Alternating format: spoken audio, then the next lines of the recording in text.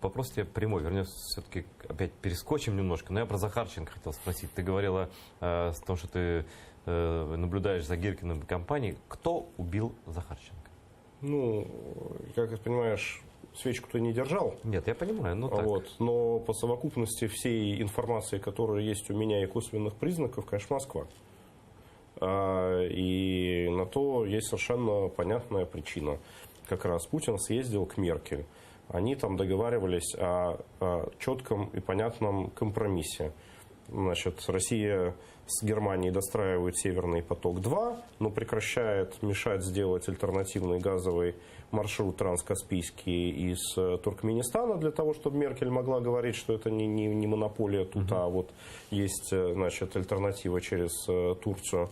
Когда еще она там будет построена и будет ли, никто не знает, но чтобы формально можно было на эту тему говорить. И снимаются возражения относительно ввода миротворцев на восток Украины.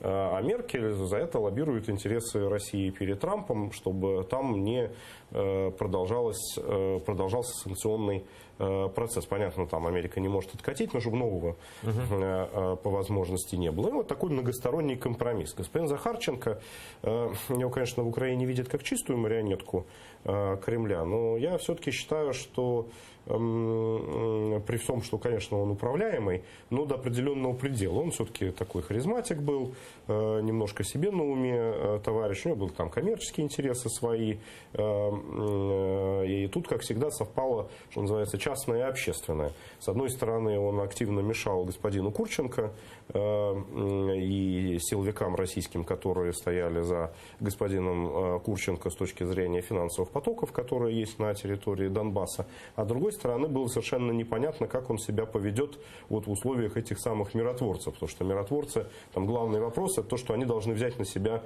как минимум часть функций органов власти этих территорий, и уж точно взять на себя полицейскую функцию. Здесь существование Захарченко этому противоречило. Плотницкого уже поменяли, и нынешний руководитель, как известно, Его как никто раз не знает, что он такой. Силовик нет, он бывший украинский сидит тихо, короче, силовик, да. Тихий, абсолютно подконтрольный и так далее, без рейтинга, что самое важное.